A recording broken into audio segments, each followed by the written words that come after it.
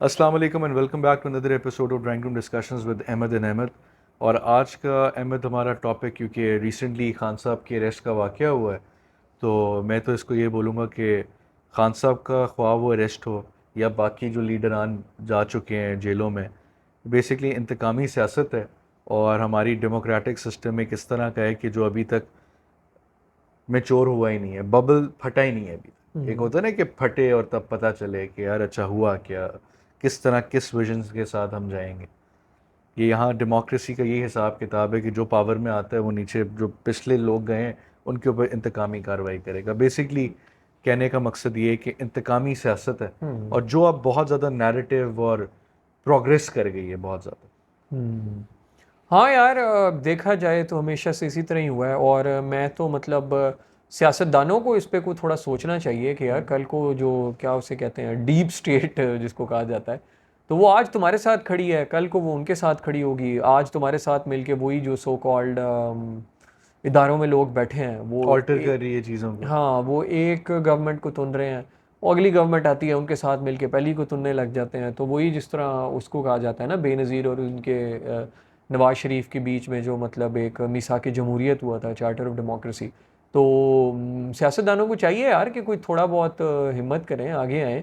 और अगेन यार, अब ज़ाहिरी बात है, उनका एक तो नैरेटिव पॉपुलिस्ट नैरेटिव होता है ना, एक दूसरे के इतने खिलाफ उस पर मबनी होता है। अब इमरान खान ने जितना मैक्सिमलिस्ट स्टांस ले लिया था, अब ऑब्वियसली वो बिलावल या शहबाज शरीफ के साथ नहीं बैठ सकते। और दूसरी बात यह है कि उनकी भी थोड़ी सी डिसऑनेस्टी है। ये मैं तो इसको इस तरह ही समझता हूँ कि शहबाज शरीफ और ये मतलब बिलावल वगैरह, यार एक गवर्नमेंट है, वो टेन्योर पूरा कर रही है, आप उसे करने देते। अब आपने बीच में अपना जो कर लिया है वो भुगत रहे हो ना उसका। मतलब आपके सामने ही है कि क्या हो रहा है आपके साथ, चीज़ें आपसे भी नहीं संभाली जा रही। तो यही बात है कि ये पॉलिटिशियंस जो है इक़्तिदार के लिए अपनी मुखालिफ पार्टी को जो है यानी स्टेट के साथ मिलके उसको जो है वो आउट कर देते हैं। वो आउट होकर जब बाहर कुछ चीखें मारता है, तो फिर स्टेट के पास एक वाहिद हल है पावर, ताकत। वो उस ताकत के ज़ोर पे, डंडे के ज़ोर पे जो है उसको दबाने की कोशिश करती है। और यही बात है कि ये कोई मैं नहीं समझता कि ये जो है ना जस्टिस फॉर जस्टिस हो रहा है। ये कोई इंसाफ के लिए नहीं हो रहा। अगर इंसाफ के लिए होता तो जब वो प्राइम मिनिस्टर थे इमरान खान साहब, तब ये इदारों को नहीं पता था कि क्या हो रहा है, तब उन्होंने एक्शन क्यों नहीं लिया? तब जजेस को, एजेंसीज़ को, पुलिस को नहीं पता था कि ये क्या हो रहा है, तब वो कहाँ थे? तो अब उनको अचानक से ये सारी चीज़ें याद आ गई हैं। इसी तरह ही है कि जब राना सनाउल्लाह, अफसोस की बात है ना यार जो कि उनके ऊपर आपका। केस हुआ था, मतलब वो हाँ बड़ा हाँ, एब्सर्ड केस था यार, कि कोई और भी इतना ऐसे ही बंदा है। हो वो कभी भी इतनी हेरोइन तो नहीं और कैरी उससे करेगा। पहले भी मतलब अगर मैं आपको ये बात कहूँ कि इमरान खान ने धरना दिया था जब नवाज शरीफ के ख़िलाफ़, पीटीवी की इमारत पे ये लोग पहुंच गए थे, तो रियासती तनसीबात पे हमले का केस है आरिफ अलवी, इमरान खान एंड कंपनी पे। वो एक को सदर बना दिया, दूसरे को वज़ीर आज़म। कहाँ थी अदालतें?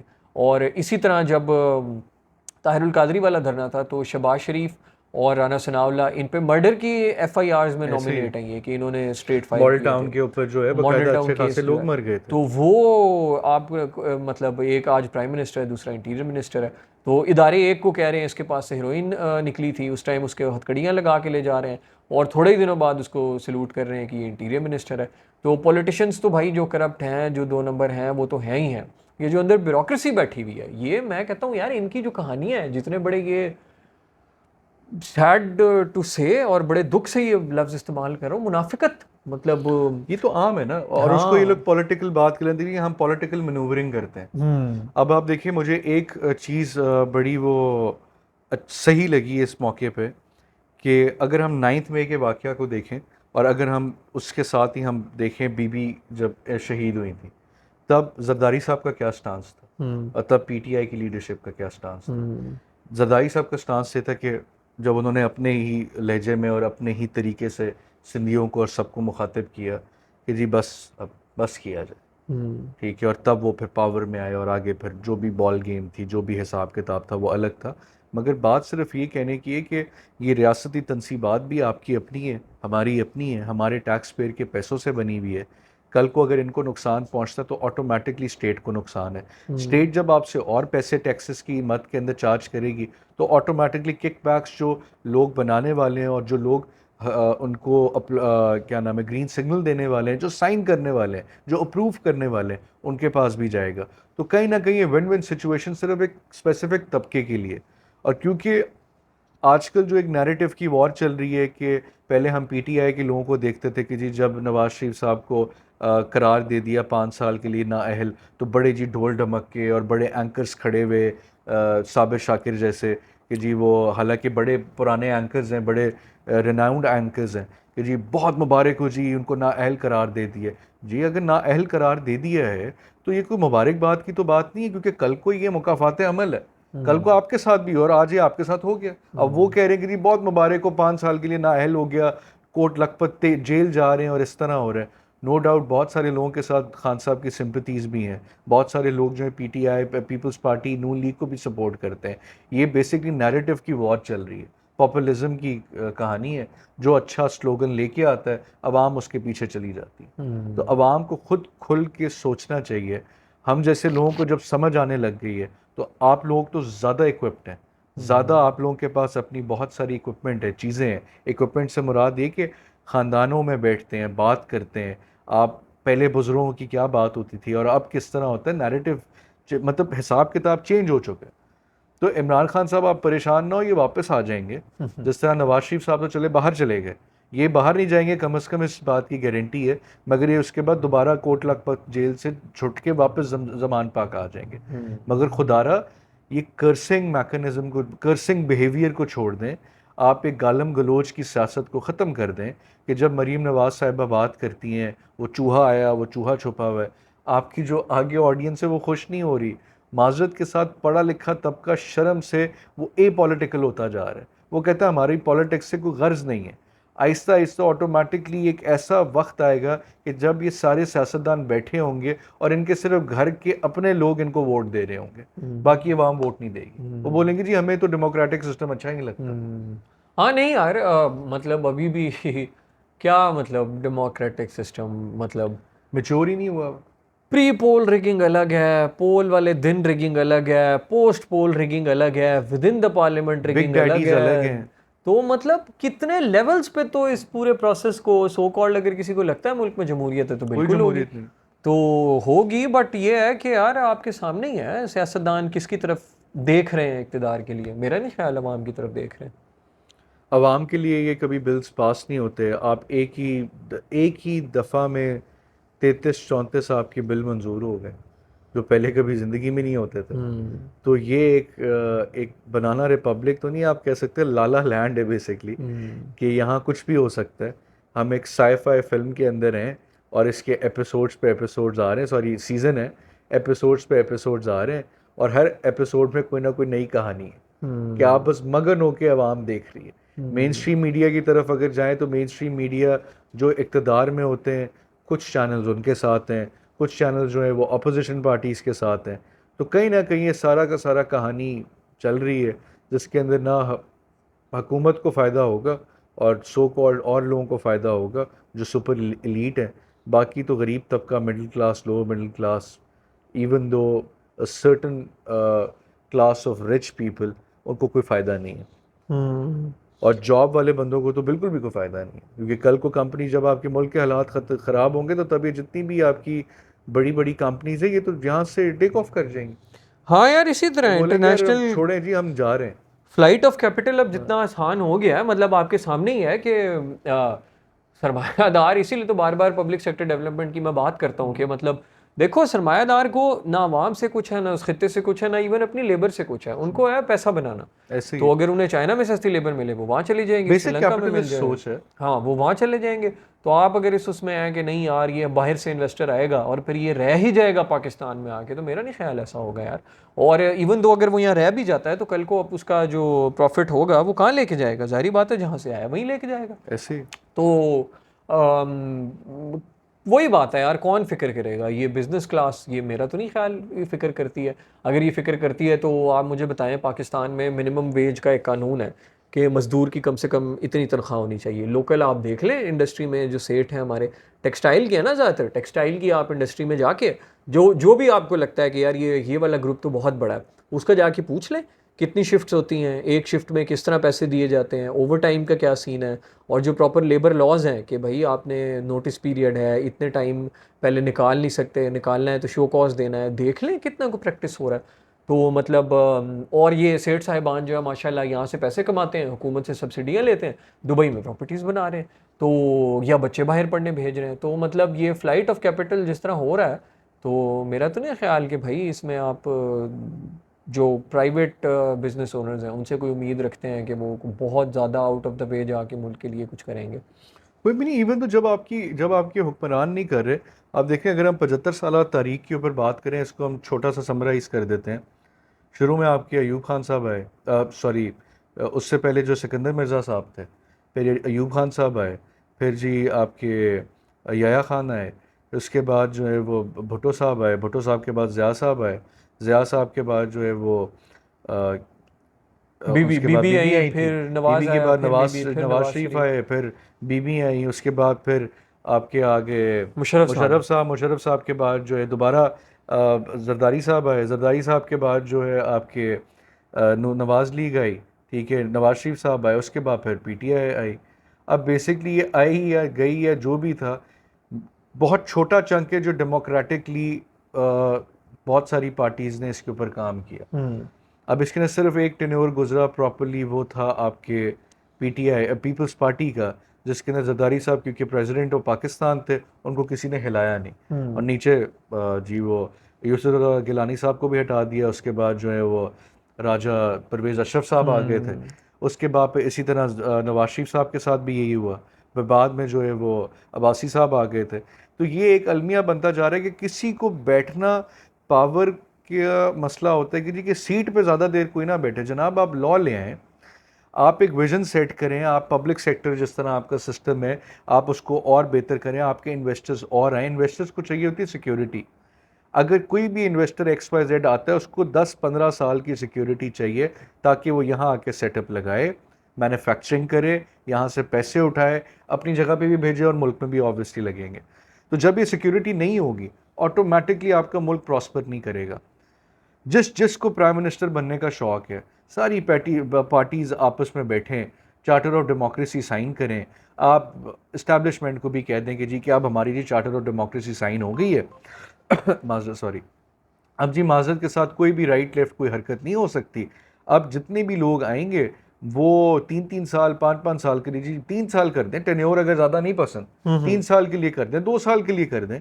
आप भी 200 साल के लिए प्राइम मिनिस्टर सारे बनेंगे। जितना आपका जितना भी ऊपर एलीट तबका बैठा है सियासतदान का, वो सारे हैं, वो 2-2 साल के लिए जी प्राइम मिनिस्टर बन जाए। तस्वीर भी आ जाएगी, आपका जो है वो हिस्ट्री भी आ जाएगी, साथ साथ जो है जो आप करप्शन जो भी हिसाब किताब होगा वो भी कर लेंगे। 2 साल के टेन्योर में कम से कम आपका मुल्क की एक सीढ़ी चल जाएगी। इंडिया की हम मिसालें लेते हैं, इंडिया के अंदर लॉज इतने मज़े के हैं और इतने ज़बरदस्त हैं कि जब आपकी कोई भी कंपनी बाहर आती है, बाहर से इधर आपका उनके मुल्क में कोई भी काम करने, वो यहाँ मैन्युफैक्चरिंग प्लांट लगाते हैं। फिर उनकी टेक्नोलॉजी बाहर नहीं जा सकती, वो यहाँ ही सर्कुलेट करेगी उनके मुल्क में। हमारे यहाँ तो ऐसा होता नहीं है। अब यहाँ सऊदी अरेबिया की अगर हम मिसाल लें तो सऊदी अरेबिया को रिसेंटली न्यूज़ सुनने में आई है कि गालिबन शायद लाहौर एयरपोर्ट बेचने की कोशिशों में लगे हुए हैं, और वो अभी ज़रा राइट लेफ्ट मसाइल चल रहे हैं। फिर रेकोडेक के ऊपर उनकी नज़र है। तो जब आपने अपने बहुत सारे ऐसे चीज़ों को प्राइवेटाइज कर दिया, तो ऑटोमेटिकली कल तो जी आपके पास कुछ रह तो नहीं जाएगा पीछे। हाँ, इसी तरह ही है यार, आपकी सारी जो भी ये थी गैस को देख लें आपने, मतलब जब तक आपके इस्तेमाल भाई नेचुरल रिसोर्सेज कोई भी हैं, रेकोडेक है या जो मर्जी है, मिसाल के तौर पे यार आप समझें कि आपके जो है ना अब्बू गए हुए थे दुबई, वो वहाँ 10-15-20 साल उन्होंने कमाया, वो 3 करोड़ रुपए का ख़जाना एक दिन अचानक लेके आ गए। उन्होंने ब्रीफ केस खोला तो अंदर हीरे मोती थे। तो हीरे मोती अब आपके पास आ गए हैं। अब ये है ना कि जब तक खा सकते हो खाओ।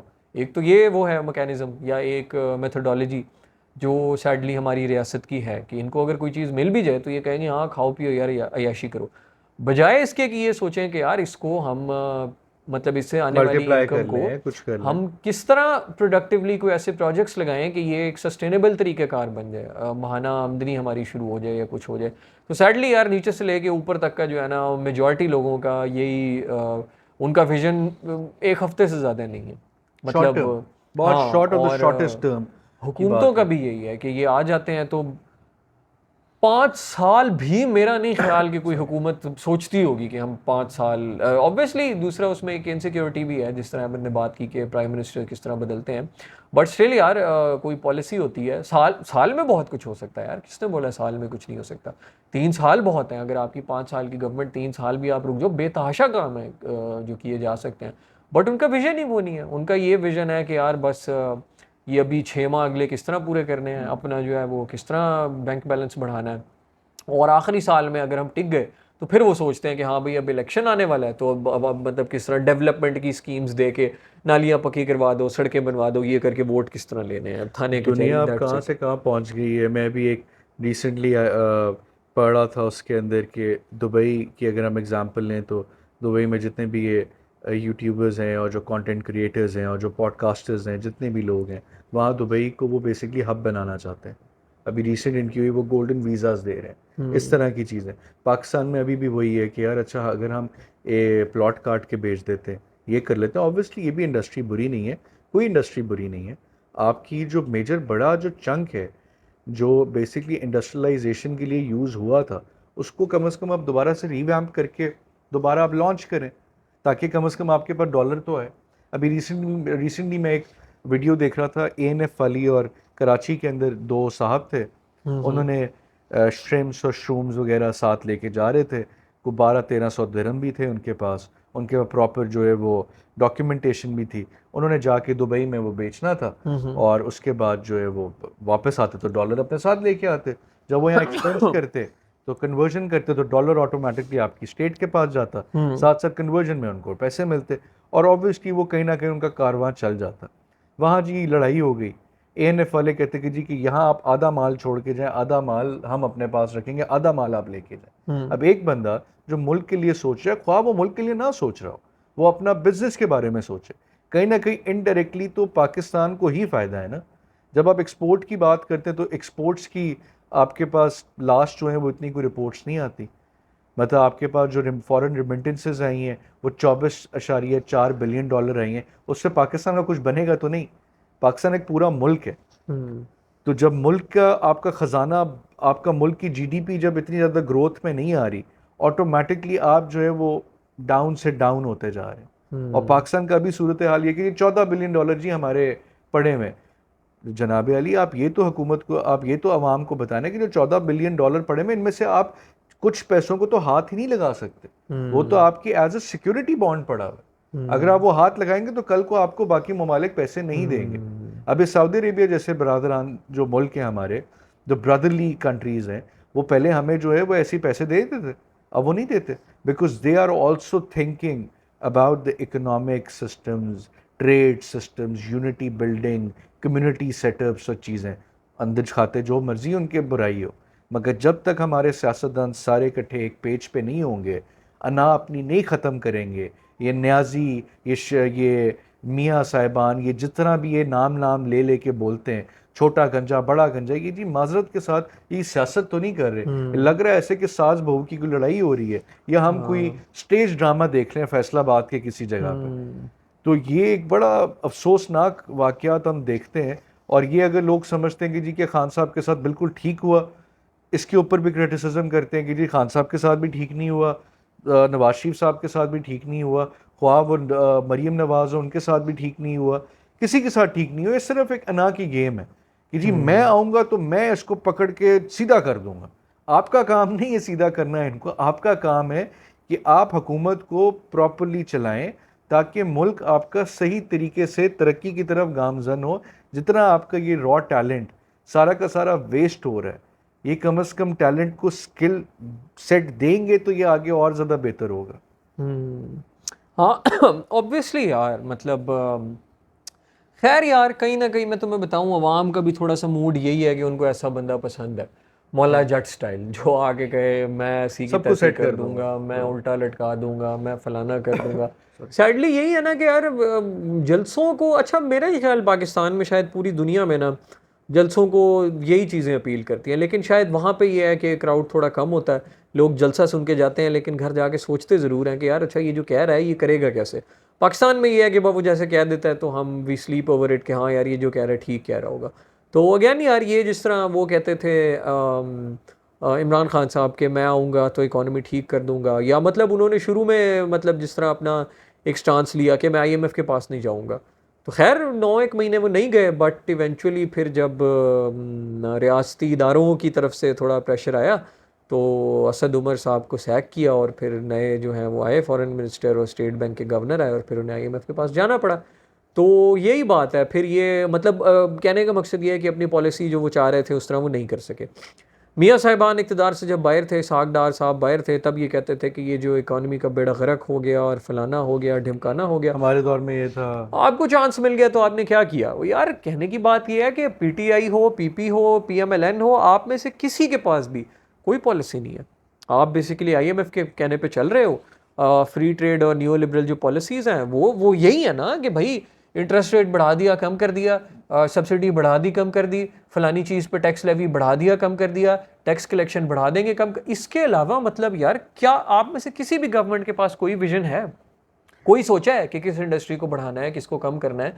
मेजॉरिटी ऑफ द इन्वेस्टमेंट अगर रियल एस्टेट में जा रही है तो उसको दूसरी अगर किसी तरफ लाना है जो प्रोडक्टिव सेक्टर है, कोई कैपिटल गुड्स की प्रोडक्शन है, तो वहाँ पे किस तरह लाना है, ये सोचा है किसी ने? तो अगेन यार इतना मतलब जिसका विजन ही किसी हुकूमत का, और बात फिर वही है कि लोग तो वही हैं कि आज वो PP में है, कल वो PMLN में है, फिर वो PTI में है, फिर वो इस्तेकाम पार्टी में है। तो क्या ही विजन, जिस बंदे का यार कोई यही ना सारी उसको पता हो पार्टियां। कि मैं किस पॉलिटिकल पार्टी में मुझे जाना है, किसके साथ मुझे खड़ा होना है, किसकी पॉलिसी को मैंने सपोर्ट करना है, जिसको यही ना पता हो कि सियासतदान को फिर उसने आगे क्या किसी मुल्क का कुछ करना है। फिर वो देखिए, सियासतदान बेसिकली अवाम का नुमाइंदा ज़रूर होता है, मगर एक बात ये है कि आज मैं भी बन जाऊँ, आप भी बन जाएं, अहमद भी बन जाए, सारे बन जाएं सियासतदान, तो सियासतदान बेसिकली एक प्रोफेशन है जो बड़ा एक सीक्रेट प्रोफेशन होता है, और अगर इसको सही तरीके से चलाया जाए तो ऑटोमेटिकली बड़े बड़े काम कर सकते हैं। मगर सैडली हमारे मुल्क में कभी ऐसा होता नहीं है।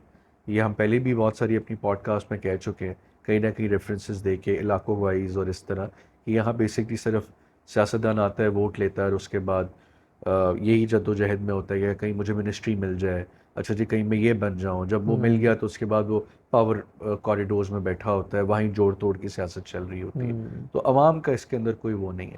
अब लास्टली ये भी है कि अवाम को चाहिए, हम जैसे लोगों को सबको चाहिए कि आप खड़े हों, अपने हक के लिए खड़े हों, अपने एहतजाज रिकॉर्ड करवाएं और अपने इलाके से शुरू करें हिसाब किताब को चेंज करना। ऑटोमेटिकली फिर आपकी कहीं ना कहीं मुल्क की सिस्टम भी चेंज होंगे। और जो ये जितने भी बड़े बड़े रियासती जो ऑर्गेनाइजेशंस हैं, ये भी जब आपकी जद्दोजहद देखेंगे तो कहीं ना कहीं ये भी आपको तब्दील करने की कोशिश करेंगे, आप इनको भी तब्दील करने की कोशिश करेंगे। मगर ये हेड ऑन जाके लग जाना एक दूसरे में, 9 मई वाला वाक़या, 71 वाला वाक़या, ये 71 वाला 9 मई वाला वाक़या दोनों सिमिलर नहीं है, बहुत अलग हैं। आप हिस्ट्री पढ़ें, 71 में मुल्क टूट गया था, 2 टुकड़े हो चुका था, आपका बहुत ज़्यादा नुकसान हुआ था इंफ्रास्ट्रक्चर वाइज। ये वो मुल्क टूटा था जिस मुल्क से आप हर चीज़ लूट के इस मुल्क में लगाते थे, और आज वो हमसे कहाँ पहुँच गए और हम कहाँ पहुँच गए। मेजॉरिटी इंडस्ट्री आपकी उधर थी। तो ये डिबेट्स बहुत अलग हैं, हकायक बहुत अलग हैं। मगर अभी जो करंट सिनेरियो हुआ है, खान साहब को कुछ नहीं होता, जितने भी खान साहब के चाहने वाले हैं, अल्लाह ताला उनको सलामत रखे, कुछ नहीं होता, वो दोबारा छुट के आ जाएंगे। मगर अब जब वो छुट के आते हैं, अहमद मेरा बड़ा दिल चाहता है कि अब अगर खान साहब छुट के आए तो वाकई वो चीज़ करें जिस चीज़ का वो पहले से नारा मारते थे। अच्छा यार, टू बी वेरी करना फ्रैंक, चाहिए, मतलब इस बंदे, इस एक सियासतदान से, एक ये और एक जरदारी साहब, बड़ी उम्मीदें वाबस्ता थी कि यार हाँ ये 2 लोग कुछ ना कुछ कर सकते हैं। इनकी इनकी जो बात करने का लहजा है, जो तरीका है, जो इनका विजन है, एक होता है विजन करना बताना, एक होता है विजन इम्प्लीमेंट करना। खान साहब कर सकता है। नहीं यार मेरा बिल्कुल कर सकते होंगे, अल्लाह उनसे करवाए मुल्क कौम के भले का काम। बट अगर आपकी जो कोर टीम है वो रज़ा बाकिर या शौकत तरीन ही है, फिर सैड टू से मुझे तो नहीं लगता कि आप कुछ करते हैं और कुछ कर सकते हैं। मतलब अगर आप दोबारा आते हैं, अब वही बात है ना, आप इस वक्त इक़्तिदार में नहीं है तो मैनिफेस्टो दे दें अपना, दोबारा आपके पास है। जिस तरह जब आप इक़्तिदार में नहीं थे तब आपने मैनिफेस्टो दिया कि भाई इतनी नौकरियां होंगी, इतने घर होंगे और इतना ये होगा, इतना वो होगा। मैं उसमें नहीं जाता कि वो क्यों नहीं कर सके, आप दोबारा मैनिफेस्टो दें, उसमें आप पूरा बताएं कि मेरी मौशी टीम कौन होगी। मतलब नवाज शरीफ का आपको पता है ना कि वो जिस तरह आएगा भाई इसहाक डार उसका जो है वो फाइनेंस मिनिस्टर होगा, या कहीं ना कहीं बैठ के पॉलिसी वो चला रहा होगा। इसहाक डार के बारे में आपको पता है कि भाई वो थोड़ा बहुत डॉलर को कंटेन करने की कोशिश करेगा, डॉलर किंग पिन है ना हाँ, बेसिकली। और चुप करके वो आईएमएफ के पास जाएगा, सारी पॉलिसी वही टो करेगा और बस थोड़ा सा वो थोड़ी सी कोई रेगुलेशन करेगा। तो अगर आपने तो फिर देखो ये कुछ ना कुछ पॉलिसी आउटलाइन पता लगती है। तो इमरान खान साहब आज जो बताएं अवाम को, यार अवाम में आओ, मतलब आप जो भी सियासी पार्टी हो, जो भी सियासतदान हो, अपना मैनिफेस्टो दो, अवाम में आओ। अगर नून लीग को लगता है कि वो कर सकते हैं ठीक, तो मैनिफेस्टो तो दो। ये अब कह देना कि मतलब हम ठीक कर देंगे क्योंकि हमने ठीक कर दिया था, क्या ठीक कर दिया था? 9वां रिव्यू अगर आईएमएफ का हो रहा है तो इसका मतलब है ना कि कितने साल से आप उनके पीछे पड़ रहे हो। तो अब दो रोड मैप, किस तरह अपनी जो है वो इकोनॉमी को ट्रेड स्टेबलाइज डेफिसिट, हाँ करेंगे। ट्रेड डेफिसिट कम करोगे, दो दो रोड मैप दो, क्या रोड मैप है? और किस तरह जो है तुम मतलब डेट ट्रैप से निकलोगे, दो रोड मैप। आईएमएफ के पास किस तरह नहीं जाना पड़ेगा, या मतलब अगेन वही बात तो फिर घूम फिर के वही ट्रेड डेफिसिट पे आ जाती है ना, बजट डेफिसिट और ट्रेड डेफिसिट। दो रोड मैप किस तरह करोगे कंट्रोल, आज दे दो। मसला वो यही है। है ना यार, है दे ही नहीं रहा कोई कि भाई किस बाकी तरह डेफिसिट कम साथ करोगे। वो भी आ जाती है कि जो ये कह देना कि जी हम स्विस बैंक से पैसे लेंगे, सबसे बड़ा ये झूठ होता है। स्विस बैंक से इंडिया जैसा मुल्क नहीं पैसे लेके आया। उनका वो किंगफिशर एयरलाइन का जो विजय माल्या है, उनकी यहाँ सारी प्रॉपर्टीज उन्होंने अपने मुल्क में सीज कर दी, उनको तो नहीं लेके आए वापस। नहीं आ सकता जी। ओ भाई उनके स्विस बैंक मैकेनिज्म्स ही, बहुत अलग है, हाँ उनके उनका मैकेनिज्म सिस्टम बहुत अलग मैकेनिज्म है, बहुत डिफरेंट है। बहुत एग्जैक्टली। डिफरेंट है। तो तो ये नारे मारना कोई फायदा नहीं है कि जी अब जब आपकी पीडीएम आई कि जी हम आपका जो है वो निज़ाम को, हुकूमत को चेंज कर देंगे, वो भी जी वो पीटीआई के उस पर कि पीटीआई ने ये कर दिया वो कर दिया। ये क्या सियासत कर रहे हैं माजरत के साथ? हम कोई बड़े सियासतदान नहीं है, कोई इकोनॉमिस्ट नहीं है, कोई एरिस्टोक्रेट या कोई ऑटोक्रेटिक हम लोग नहीं है। एक नॉर्मल आवाम है जो थक चुकी है कि खुदा का वास्ता है अपनी अपनी गाड़ियों में बैठें, वेकेशंस लें, स्विस एल्प्स में जाके ज़िंदगी गुजारें, कोई नई खेप पैदा करें। आपने वैसे भी कुछ 20-30 साल के अंदर मर जाना है माजरत के साथ। ऑटोमेटिक जो नई नस्ल आएगी वो अगर इनके ही बच्चे हुए, मार देगी अवाम माजरत के साथ। अवाम जितनी है बड़ी पड़ी है, आप 10-15 साल में यही आप लाते रहें हिसाब किताब। जब आपकी गुर्बत की शरह बहुत ज़्यादा बढ़ जाएगी और आपका 10-20 लाख बंदा मर गया, सर जी ये नहीं अवाम छोड़ेगी। ये अवाम बड़ी वैशी है इस मामले में। हाँ इसी तरह ही है यार। तो मतलब अगेन खान साहब को अल्लाह जो है बड़ा सेफ रखे, बड़ा आमीन। साउंड रखे। और यार बिल्कुल अल्लाह उनसे उनकी जो है वो मुल्क की बेहतरी का काम ले। और एक पब्लिक सेंटिमेंट की अगर बात की जाए, जाहिर बात है आप भी बाहर घूम रहे हैं, डॉलर की इस प्राइस पे, इन्फ्लेशन के इस रेट पे, पेट्रोल के इस रेट पे, मुझे तो नहीं लगता नून लीग अवाम में जा सकती है। किस मुंह से जलसे करेगी?